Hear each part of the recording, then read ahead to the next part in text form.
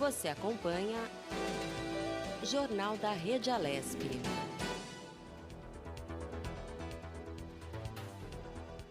E o Jornal da Rede Alesp está de volta. Seguimos com mais informações aqui do Legislativo Paulista do Brasil e do mundo.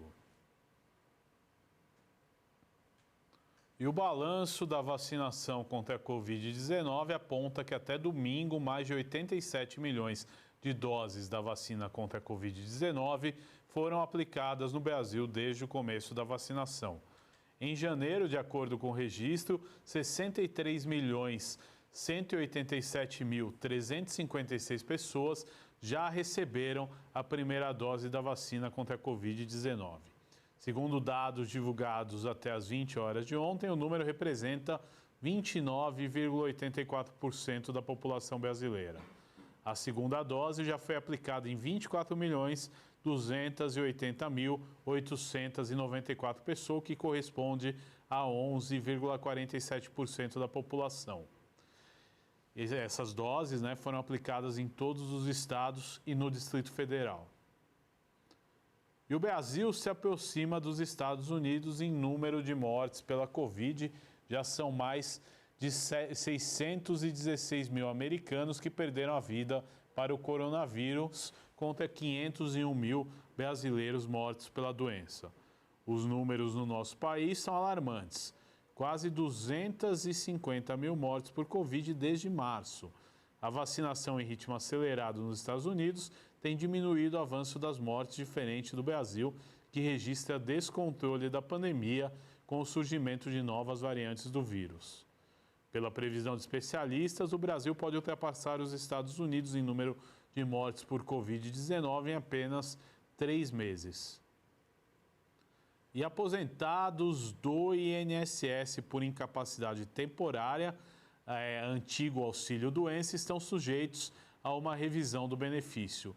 Isso porque as aposentadorias concedidas há mais de 6 meses e que não tenham data de cessação estipulada ou indicação de reabilitação profissional vão passar por um pente fino do INSS. Essa revisão está marcada para o mês de agosto. É preciso conferir os dados cadastrais incluídos na base de dados do INSS e atualizar toda a documentação médica, como laudos, exames e receitas, para evitar que o benefício seja suspenso.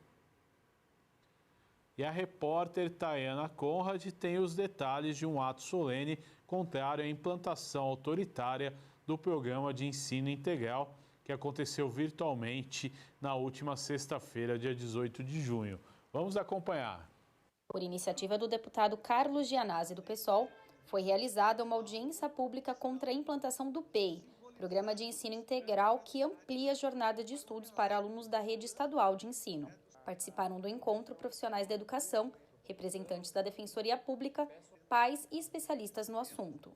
O deputado Carlos Gianazzi falou sobre a proposta. A gravidade da situação, que farão relatos falando dos prejuízos da implantação desse projeto em plena pandemia, onde não há a mínima possibilidade de fazer uma consulta democrática, respeitando, de fato, a gestão democrática do ensino público, como reza a nossa Constituição Federal, como determina a Lei de Diretrizes e Bases da Educação Nacional, como determina o Plano Nacional de Educação, como determina a Constituição Estadual, como determina o nosso Plano Estadual de Educação, aprovado aqui na Assembleia Legislativa. A gestão democrática do ensino público é um princípio basilar da Constituição Federal, da educação nacional. E esse princípio não está sendo respeitado, ele está sendo afrontado. A professora Luciene Cavalcante, supervisora de ensino da Rede Municipal de São Paulo, aproveitou o espaço e fez um alerta sobre o abandono dos alunos na rede pública de ensino. A gente está numa pandemia, os alunos, os estudantes das escolas públicas abandonados há mais de um ano nessa situação. Os estudantes não estão indo para as escolas, até hoje eles não têm acesso à internet, não têm os equipamentos eletrônicos, não existe política intersetorial para garantir os direitos fundamentais. A situação é grave dentro das escolas, os alunos têm sofrido como nunca uma discriminação educacional gigantesca, vamos levar anos para poder superar essa situação. Os dados com relação à contaminação, à morte, não são revelados, eles escondem o que está acontecendo dentro da escola pública. Então, assim, é o caos. E no meio desse caos, ao invés, quem está no chão da escola, comprometido com a educação, está preocupado com o quê? Está preocupado em fazer uma busca ativa para localizar os milhares de estudantes que estão abandonados e não têm acesso à educação. O professor Aldo Santos falou sobre a PEI, a partir de pesquisas realizadas por estudiosos da USP. Esse debate da escola do PEI é um engodo, isso é uma enganação. E quando nós falamos que é uma enganação, nós não estamos falando em bases sem fundamento nenhum. Nós estamos falando a partir de pesquisa feita por representantes da Universidade Federal do ABC, da UFSCar, da Unicamp, da Unifesp, da USP, que é a REPU, que é a Rede de Escola Pública e Universidade. Portanto, nós estamos falando a partir de pesquisa científica. Esse pessoal que aí está, eles falam a partir dos interesses e no ar condicionado, tranquilo, sem levar em conta os anseios e as dificuldades da comunidade. Então, primeiro, é um grande encontro, é uma grande farsa, que eu tenho profundo acordo com esse estudo feito pelos companheiros que são esses doutores aqui da pesquisa e que, portanto, temos afinidades objetivas em relação a isso. O Daniel Seco, defensor público, falou sobre a importância de ouvir professores, mães e toda a comunidade sobre a real situação do ensino no Estado. A gente atuou nas reorganizações, estadual e municipal, ajuizando ações civis públicas. A gente atuou na defesa dos alunos também, que foram perseguidos, que estavam nos protestos, nas ocupações. Mais recentemente, a gente ajuizou, inclusive, uma ação civil pública durante a pandemia, já pleiteando alimentação escolar para todos os alunos. Infelizmente, a gente ganhou a liminar em primeira instância, mas o Tribunal de Justiça cassou essa liminar. Enfim, então foi muito importante para a gente, para mim e para a Defensoria poder ouvir a todos e todos os relatos. Isso trouxe a dimensão da gravidade, dessa situação. O que eu me comprometo aqui é que nós vamos estudar esse tema com muito rigor também, com muito cuidado. Para a gente, a exclusão de alunos, principalmente os mais vulneráveis, é inadmissível. Então, como vários exemplos foram trazidos aqui de alunos que têm que trabalhar, alunos do EJA, alunos com deficiência, acho que tudo isso são temas muito relevantes para que a gente estude isso com cuidado. Também já deixo aqui consignado que vamos atuar em diálogo com o Ministério Público também.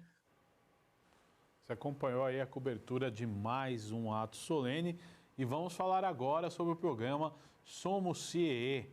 Apesar da pandemia de coronavírus e de seus impactos sociais e econômicos, o programa Somos CIEE, que financia por meio de doações voluntárias bolsas de estudo para jovens em situação de vulnerabilidade que buscam entrar no ensino superior. Sobre esse assunto, nós vamos conversar agora com a Lilene Rui. Ela é supervisora de inclusão social do CIEE. Muito bom dia, Lilene Rui. Seja muito bem-vinda ao Jornal da Rede Alesp. Tudo bem, Lilene? Bom dia, tudo bem? Sim. Bom dia a todas e todos aí que nos escutam. Vamos elucidar para o nosso telespectador o que é o programa Somos CIEE.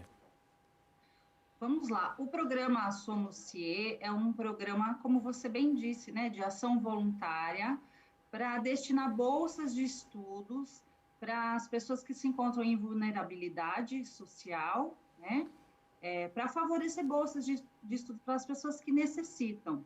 Neste caso específico, nós temos uma destinação específica, que acho que já a gente conta um pouco mais, mas é uma entidade, é uma associação sem fins lucrativos associada ao CIEE. Interessante isso. Agora, quais os critérios para participar desse edital deste ano? Vamos lá. Esse edital ele é destinado para as pessoas com deficiência, que são estudantes universitários que são moradores aqui da cidade de São Paulo e região metropolitana, que estejam matriculados na faculdade, nos cursos de administração de empresas ou cursos voltados para a área de tecnologia da informação. São destinadas bolsas de estudos para essas pessoas, então tem que se inscrever no edital. Tem alguns detalhes também em relação à renda, nós procuramos pessoas que estejam aí com a renda per capita de 1,5, 1,5, né, salário mínimo, para favorecer mesmo a permanência dessas pessoas no ensino superior, porque parte da dificuldade é ingressar, grande parte que a gente percebe, tem aí até números, é que a pessoa, ela efetivamente se forme na graduação, porque hoje cerca aí de menos de 7% das pessoas com deficiência é que tem uma formação universitária. Então, a ideia dessas bolsas é verdadeiramente favorecer o ingresso e principalmente a formação dessas pessoas, porque a bolsa de estudos, ela acompanha o curso até a finalização, sejam cursos de bacharelado, cursos de ou cursos de curta duração, que a gente chama de tecnólogos, tá? Então, essa que é a ideia, é realmente ajudar, auxiliar as pessoas com deficiência a se formar e a ingressar, né, na carreira profissional com uma formação superior, né? E ao longo desse processo também, uma das perguntas do questionário é se essa pessoa ela tem interesse por estagiar, porque a ideia é que ao longo deste percurso também a pessoa seja encaminhada para oportunidades de estágio, fazer entrevistas e, no meio disso tudo, também encarar o ingresso no mundo do trabalho, através de uma oportunidade de estágio. Agora, Lilene, outra coisa interessante, além da ajuda de custos, quais outros benefícios são oferecidos para os universitários? Ao longo do curso, né, do curso superior, eles vão ser assistidos, né, pela equipe do Somos CIE, né?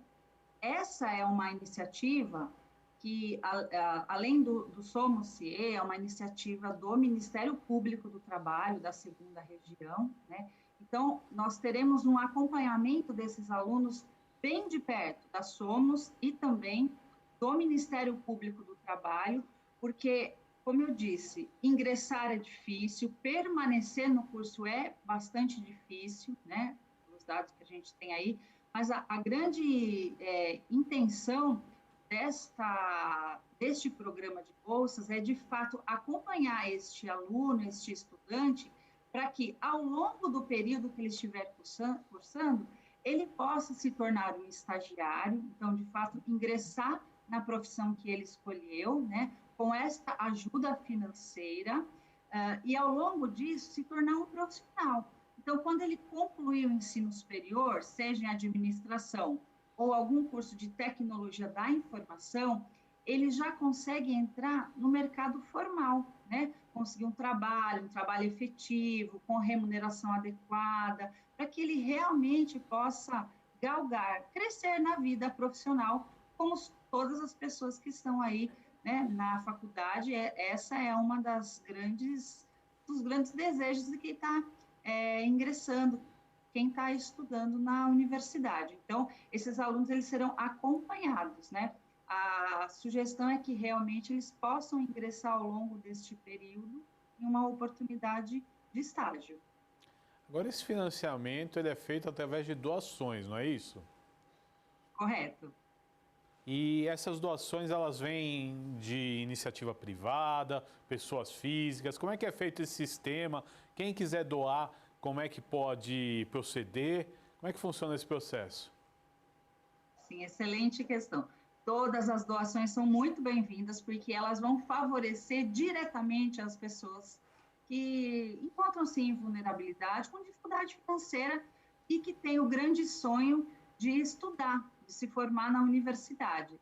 Pessoas físicas, pessoas jurídicas, entidades públicas, qualquer pessoa, CPF ou CNPJ, como a gente costuma dizer, está aberto, está livre a apoiar a causa, né?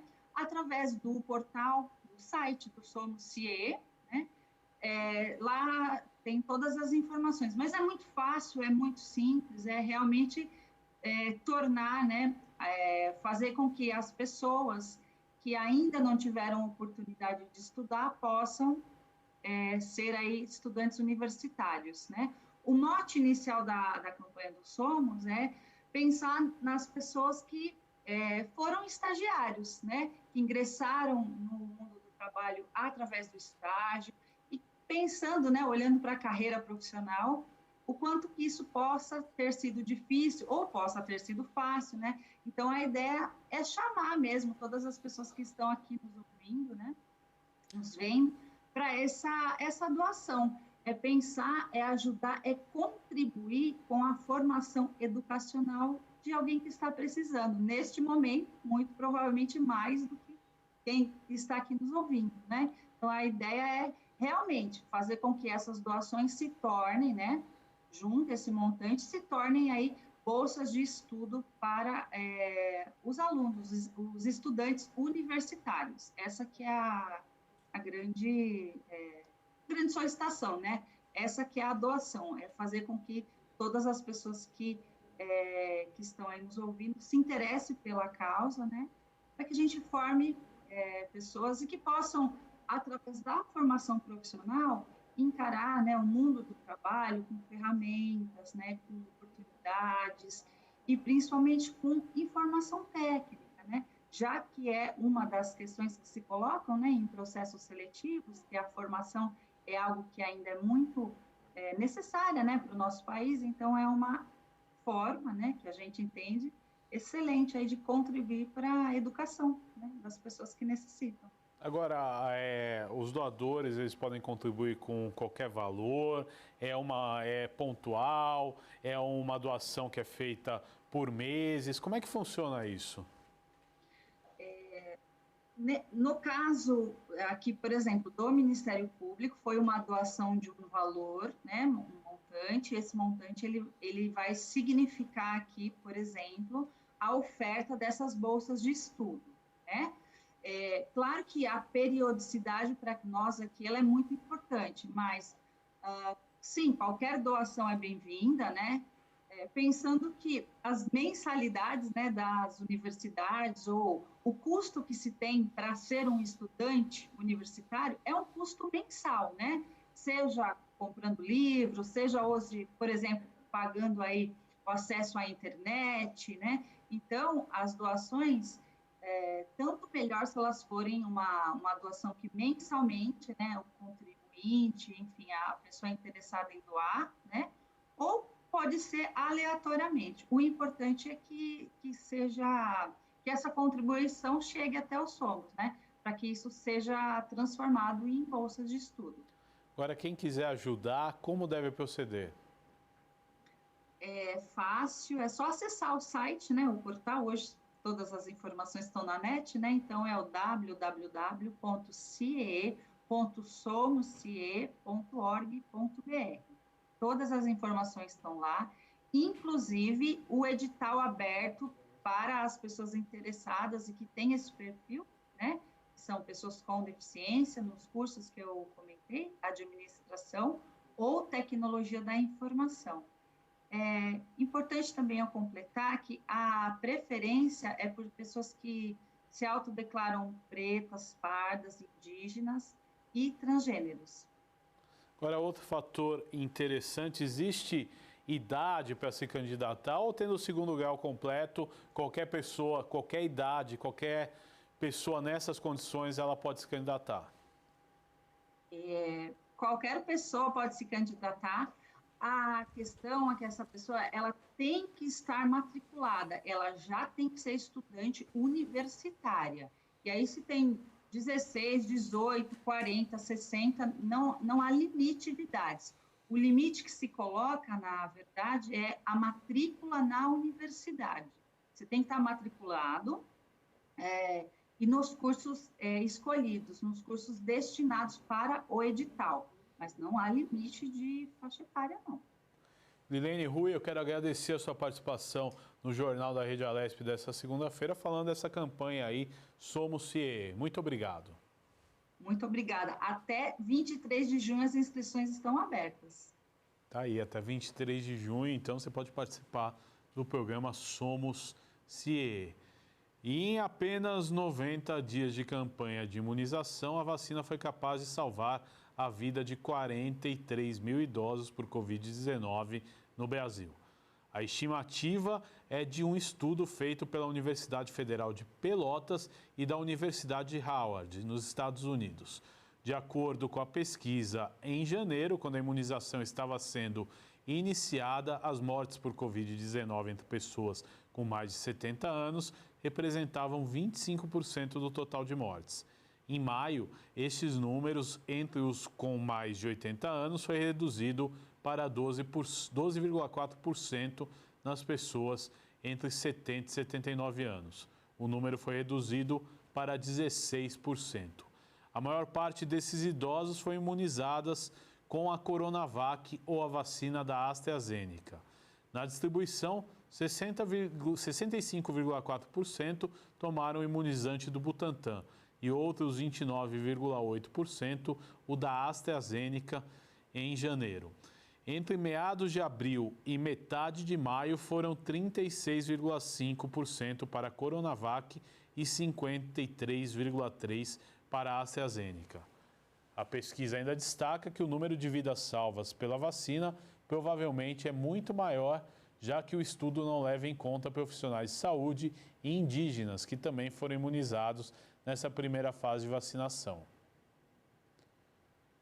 E um avião com cerca de 842 mil doses da vacina produzida pela Pfizer pousou na tarde deste domingo no Aeroporto Internacional de Viracopos, em Campinas, São Paulo. Este é o primeiro carregamento enviado ao país pela farmacêutica por meio do consórcio global COVAX Facility. Outros 14 lotes do imunizante contra a Covid-19 já foram recebidos todos pelo contrato direto com o Ministério da Saúde. O voo vindo de Miami, nos Estados Unidos, pousou em Viracopos por volta das 16 horas e 15 minutos. Segundo a assessoria da Pfizer, o descarregamento foi acompanhado pela Polícia Federal, que também fará a escolta da carga até Guarulhos, São Paulo, onde fica o centro de distribuição do Ministério da Saúde. Até a chegada da vacina da Pfizer, nesse domingo, o Ministério da Saúde havia recebido e distribuído cerca de 5 milhões de doses do consórcio global liderado pela OMS e Aliança Gavi. Nos lotes anteriores, todas as doses eram da AstraZeneca Oxford, fabricada na Coreia do Sul. A farmacêutica americana já enviou ao Brasil outros 14 lotes com vacinas, totalizando 10,7 milhões das 200 milhões de doses do imunizante, que é desenvolvido pela Pfizer-BioNTech, contratadas diretamente pelo governo federal, e a farmacêutica diz que vai cumprir o cronograma de entrega total até o final de 2021. E vamos falar agora sobre empresas que podem exigir comprovante de vacinação. As empresas têm amparo legal para exigir o comprovante de vacinação dos funcionários que podem ser imunizados. Sobre esse assunto, nós vamos conversar agora com o advogado Fernando Ked. Ele é especialista em Direito do Trabalho e Empresarial. Doutor Fernando, seja muito bem-vindo ao Jornal da Rede Alesp. Muito obrigado aí pela sua presença. É um assunto aí bastante importante e vai ser polêmico, quando estiver aí em vigor, que é a história aí das empresas exigirem o comprovante de vacinação. Doutor, a minha saudação, e eu começo perguntando, as empresas são responsáveis por garantir a saúde dos seus colaboradores. Em tempos de pandemia, como isso pode ser feito, doutor? Olá, Google. Cumprimento a todos que estão nos assistindo. É uma questão, como o senhor disse, bem polêmica. Então, a empresa ela deve zelar por um ambiente de trabalho saudável. Ela tem responsabilidade sobre isso, disponibilizando aos empregados toda a condição de evitar uma contaminação em massa pelo coronavírus. E como é feito isso, Guga? É necessário que a empresa siga os protocolos de saúde pública, disponibilizando álcool gel, máscara, placa de acrílico, respeitando o distanciamento social. Quer dizer, deve-se fazer todo o necessário para evitar que o funcionário se contamine. Agora, nós vivemos hoje, né, uma situação, muitas empresas em situação difícil, né, precisando de uma retomada, né? Como juntar, né, às vezes até a falta de recursos financeiros para conseguir dar uma boa condição ao funcionário? É uma questão que merece uma gestão, né, por parte do empregador, tendo em vista que, se porventura algum empregado for contaminado por negligência da empresa, o empregador pode ser responsabilizado quanto a isso. Então, até para preservar a saúde financeira da empresa, essas medidas devem ser respeitadas. Agora é interessante, dentro desse fator, né, o Tribunal de Justiça, em decisão, considerou a Covid como uma doença de trabalho. Como isso afeta, né, o cuidado dentro das companhias? E importante dizer como se configuraria, né, uma doença do trabalho, a Covid-19, porque a gente nunca consegue diagnosticar onde realmente a pessoa pegou. Se foi em casa, no contato social, no trabalho ou até no transporte público, né? Realmente, há uma decisão da Justiça Mineira, claro que é uma jurisprudência ainda em construção, né? O tema é novo e está começando a haver decisões nesse sentido, de que a empresa ela não tomou as medidas necessárias, né? Não restou comprovado nos autos do processo que a empresa não tomou as medidas necessárias de distanciamento social, de disponibilizar álcool gel para o empregado, de fazer toda aquelas recomendações, né, previstas no Manual de Saúde Pública. Então, o empregador deve realmente ficar atento a isso. Não basta saber só, ele não deve ter pego o Covid na empresa. Pode acontecer dele não ter pego na empresa, mas a partir do momento em que se comprova que a empresa não tomou as medidas necessárias e o empregado convive com demais colaboradores, a empresa corre o risco, sim, de ter uma condenação por danos materiais e morais da Justiça. Então, é muito importante que seja, não só tomar os cuidados, mas que depois sejam comprovados esses cuidados. Agora, dentro de uma empresa, se um funcionário não faz uso correto dos EPIs, não respeita, né, as normas de segurança, esse funcionário ele pode, por exemplo, ser advertido, ser mandado embora por justa causa? Sim, sem dúvida pode. O funcionário ele tem a obrigação, né, de usar todos os EPIs, máscara, respeitar o distanciamento social, e o empregador tem a obrigação de fiscalizar essas medidas. Então, se o empregado não respeitar, o empregador pode percorrer todo o roteiro de penalidades do contrato de trabalho, sendo advertência, suspensão e, por fim, a justa causa, para que sejam respeitadas essas medidas, sim, Guga. Isso é importante a gente esclarecer. Agora um fato, né, que com certeza vai gerar polêmica. Eu lhe pergunto, as empresas podem obrigar o funcionário a se vacinar, que para trabalhar ele apresente o comprovante de vacinação? Qual que é a legalidade disso e se isso é uma tendência que pode acontecer aí no mercado corporativo?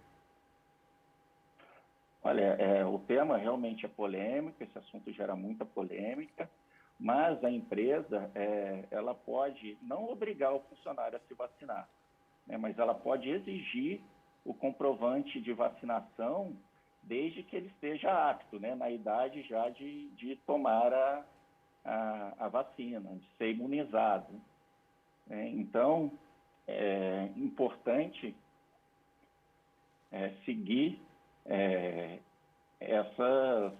essas orientações. Por que disso?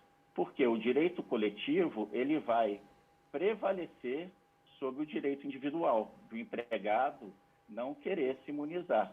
Ele pode, eventualmente, ouvir fake news, achar que a vacina faz mal, que a vacina não faz efeito, mas como ele pode prejudicar outras pessoas, né, ele deve, a empresa pode exigir sim, e se o empregado se recusar, ela pode aplicar penalidade e, por fim, a justa causa ao empregado. Porque, veja, se temos uma empresa com uma linha de produção, né, que tem por volta de 500 empregados e esse vier a ser contaminado, né, ele pode contaminar diversas pessoas, haver uma contaminação em massa e, eventualmente, a empresa até não suportar, né, e cerrar suas portas. Né? A vacinação é uma questão de solidariedade. A solidariedade é até um princípio esculpido na nossa Constituição. Agora, outro fator que é interessante ainda nesse tema também da vacinação, e se o funcionário, por exemplo, ele não tem dinheiro, por exemplo, para comprar EPI adequada, comprar álcool e gel, a empresa é obrigada a fornecer? A empresa é obrigada a fornecer. Voltando lá na questão da primeira pergunta, né, a empresa tem a obrigação, está em lei, de fornecer um ambiente de trabalho rígido e seguro para o seu empregado. Então, ela tem que sim fornecer álcool gel, máscara e garantir o distanciamento social para que esse empregado não se contamine. Então, dentro da empresa, dentro dos muros da empresa, a responsabilidade é dela sim.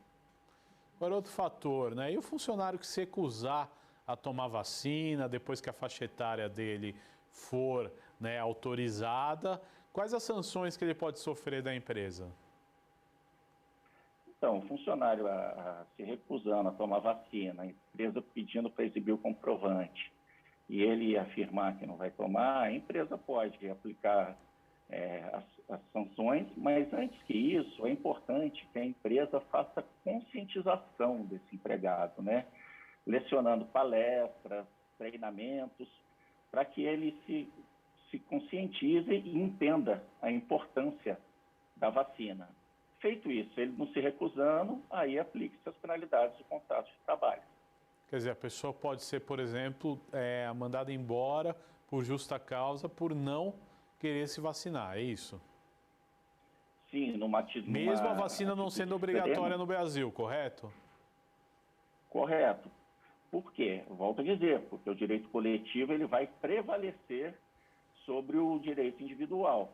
Então, o empregado que se recusar, em último caso mesmo, a tomar a vacina, ele pode ser demitido por justa causa, sim. Agora, doutor, existem alguns casos raros, né, de pessoas que não podem ser imunizadas por questão de saúde. Como essas pessoas elas podem proceder? A gente sabe que são casos raros, mas existem. Assim, se a pessoa tem uma doença que, se tomar a vacina, pode prejudicar a saúde, por exemplo, né? Essas são exceção à regra, essas não são obrigadas a se imunizar. O empregador também não pode aplicar nenhuma penalidade, desde que comprovado por laudo médico, atestado, que a vacina seja prejudicial a essa pessoa. O que o empregador poderia fazer nesses casos, né? Tentar colocar a pessoa em home office para garantir a segurança do seu colaborador. Agora, por outro lado, doutor, se o funcionário ele não se sente seguro de estar naquele ambiente da empresa, pois acha que pode causar um risco para a saúde dele, ele não pode, por livre-arbítrio, faltar e ficar fora da empresa. Isso não é permitido, é importante a gente esclarecer, né? Não é permitido. O empregado, se ele tem uma suspeita ou se ele teve contato com alguém, né, que foi contaminado, ele deve procurar o médico, né, o pronto-socorro, e informar essa situação e faltar, não comparecer ao trabalho justificadamente. Ele vai levar um atestado para a empresa e, sendo assim, a empresa vai abonar os dias que ele estiver ausente, seja em virtude de isolamento social, ou seja em virtude da própria contaminação do Covid. Agora, doutor, com a sua experiência, o senhor acha aí que no pós-Covid-19, na verdade, nesse período que nós estamos vivendo, muitas ações trabalhistas em relação à pandemia vão acontecer no Brasil? Como é que você vê esse cenário e aí como é que você analisa se os funcionários eles vão, né, a partir de contaminados tal, eles vão procurar ajuda jurídica e tomar providência contra as empresas, ou é um negócio que vai se tornar assim como normal? Eu pego o Covid, eu pego na empresa, eu pego no ônibus, eu pego em casa. Qual que é a tendência que o senhor observa?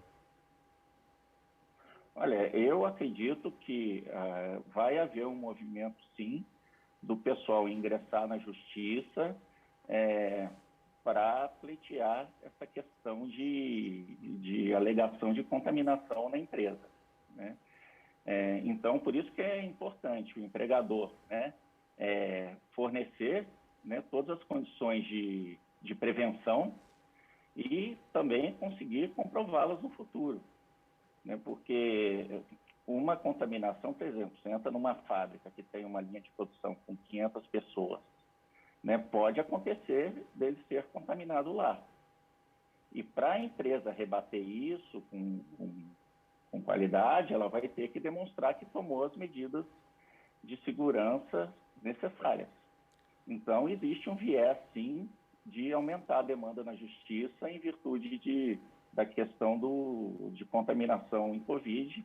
Ainda que o empregado não tenha se contaminado na empresa, ele pode fazer essa alegação. Agora, outro fator, por exemplo, no caso de mortes, né? A família ela pode, de repente, reivindicar algum direito que, de repente, o chefe dessa família possa ter pego dentro de uma empresa? Existe alguma questão na lei que permita isso? Sim. A família, se ela conseguir comprovar que o empregado se contaminou, né, no exercício da profissão, pegamos, por exemplo, um motorista de caminhão, né? Ele pode facilmente se contaminar por Covid, né? E se no resultado demonstrado que ele foi orientado nas medidas protetivas e também em relação ao fornecimento, né, de EPIs preventivos, a empresa pode sim ser condenada em danos materiais e morais, como já vem ocorrendo na justiça. Agora o senhor acha, né, com a sua análise, com a sua experiência, que a maioria das empresas ela se adequou à questão aí dos cuidados, né, de saúde em relação à pandemia? Elas têm trabalhado aí para conscientizar os funcionários, ou é uma raridade? Isso se atém às grandes empresas? Como é que funciona isso? Eu acredito que sim, Guga, porque é público e notório o problema que estamos vivendo com a pandemia, né? Então, as empresas que eu acompanho, eu tenho visto, sim, uma preocupação em os funcionários não ser contaminados, né? Até mesmo por essa questão de processo, que é um fator realmente complicado para a empresa, e também em virtude de ausências e preocupação com a saúde do seu próprio colaborador. Então, eu tenho visto, sim, que as empresas estão tentando preservar a saúde dos seus colaboradores. Doutor Fernando Ked, eu quero agradecer a participação no Jornal da Rede Alesp dessa segunda-feira. Até uma próxima oportunidade. Muito obrigado. Eu que agradeço, estou à disposição, Guga. Tá certo, falamos aí, né, da Covid-19 e as questões do trabalho. O Jornal da Rede Alesp vai para um rápido intervalo, nós voltamos já já com mais informações. É rapidinho, não saia daí, a gente já volta. Você acompanha Jornal